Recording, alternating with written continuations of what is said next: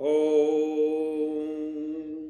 अग्नेन सुपथा रायस्मान् विश्वानि देव विद्वान् युयोधस्समजुराणमेणो भूष्टान्ते नमयुतिं विधेम। ॐ शान्ति शान्ति शान्ति।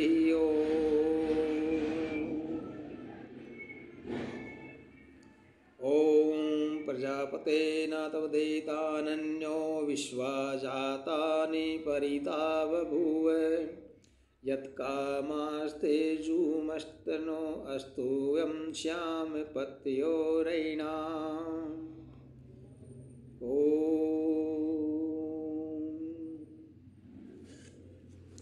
आदरणीय सज्जनों, पिछले एपिसोड में हमने जो कि हमारा 5वां सर्ग था, उसमें हमने जाना कि महाराज दशरथ का मंत्रिमंडल कैसा था। उनके मंत्रिमंडल में 8 मंत्री थे। उसके अलावा ऋषि वशिष्ठ जी, वामदेव जी, उनके ऋतुज थे और काफ़ी ऋषिगण भी उनके मंत्रिमंडल में और अन्य मंत्री थे। जहाँ के में जो मुख्य मंत्री थे जैसे सुमंत्रादि, वो उनके जो मैं नाम बताए थे वो थे। जहाँ के अयोध्या के अंदर बहुत ही अच्छे लोग थे, गुण संपन्न, सर्व गुण संपन्न थे।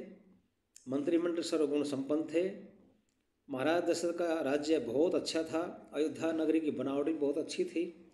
लेकिन आज हम बताने जा रहे हैं कि महाराज दशरथ का पुत्रष्टि यश, कि उनको पुत्रष्टि यश करने की क्यों जरूरत पड़ी। इतना कुछ होते हुए भी महाराज दशरथ का जो जैसे प्रभावशाली थे, धर्मज्ञ थे और महात्मा थे, लेकिन पुत्रों के लिए वो पीड़ित थे कि महाराज दशरथ के वंश को चलाने वाला कोई पुत्र नहीं था उस वक्त तक। जबकि सारे कुछ थे, धर्मात्मा भी थे, वो सब कुछ थे, लेकिन पुत्र नहीं था। इसलिए उनको पुत्रष्टि यज्ञ करना पड़ा।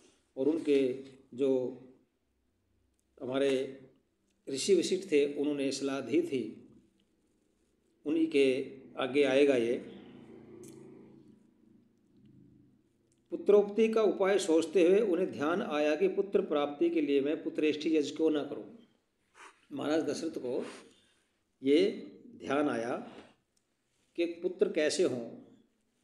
राज्य तो चलाना पड़ेगा, वंश तो चलाना पड़ेगा। अब बिना पुत्र का वंश चलने वाला नहीं है, तो पुत्र कैसे पैदा हों, कैसे उत्पन्न हों। उसके लिए उन्होंने एक युक्ति सूझी, को था पुत्रष्टि यज्ञ। ये वेदों के अंदर दिया हुआ है कि वेदों के अंदर कुछ एक ऐसी औषधियाँ हैं जिनसे उनको खाने से पुत्रों की प्राप्ति हो सकती है। ये वेदों के अंदर दिया हुआ है। आयुर्वेद के अंदर काफ़ी कुछ जो दिया हुआ है वो उसमें ये नहीं कि मंत्रों से पुत्र पैदा होंगे। उसमें ये है कि उन वेदों के अंदर फार्मूले लिखे हैं कि किस किस जड़ी बूटियाँ मिलाने से, क्या क्या मिलाने से, एक जगह मिलाने से, उसका खीर वगैरह या उसका भोजन बनाने से, उसको खाने से पुत्रों की प्राप्ति हो सकती है। ये आयुर्वेद के अंदर है और ये वेदों के अंदर दिया हुआ है। तो उसी से यज्ञ करने का निश्चय करके महाराज दशरथ ने मंत्रियों को सरयू के तट पर यज्ञ भूमि ठीक करने का आदेश दिया। उन्होंने पूरे मंत्रियों को बोला, भाई सरयू नदी के तट पर जाओ और वहाँ पर यज्ञ करेंगे, हवन करेंगे, तो वहाँ की यज्ञ भूमि को ठीक करें, वहाँ यज्ञशाला बनाएं और चारों तरफ से ठीक ठाक से प्रबंध कर दें। उन्होंने कहा यह ध्यान रखा जाए कि यज्ञ की विधि पूरी होने करने में न तो कोई अपराध हो और न किसी को कष्ट दिया जाए, क्योंकि ऐसे यज्ञों में ब्राह्मण रूप में राक्षस लोग विघ्न खोजा करते हैं कि जहाँ अच्छे काम भी होते हैं वहाँ बुरे काम करने वाले आ जाते हैं। राजा ने ये सोचा था कि यज्ञ करेंगे, राजा ने ये निर्णय किया कि यज्ञ करेंगे, पुत्रष्टि यज्ञ करेंगे, लेकिन उनके साथ में ये हिदायत दी कि यज्ञ करने के साथ ही किसी का कोई नुकसान ना हो। ऐसा नहीं किसी का कोई खेत उजाड़ दें, किसी का जंगल उजाड़ दें, किसी का वन उजाड़ दें, नहीं। और जब यज्ञ ऐसा इंतज़ाम किया जाए कि उस यज्ञ को खराब करने के लिए कोई भी ना आए। जैसे कई बार राक्षस होते हैं, वो ब्राह्मण रूप बन करके दक्षिणा मांगने के उसमें भेष बदल करके वो आ सकते हैं और वो यज्ञ में विघ्न डाल सकते हैं। इसलिए ऐसा इंतजाम भी किया जाए। और उन्होंने क्या बोला विधिहीनस्य यजस्य श्रद्धया कर्ता विनश्यति तदथा विधि पूर्व में कर्तूरेश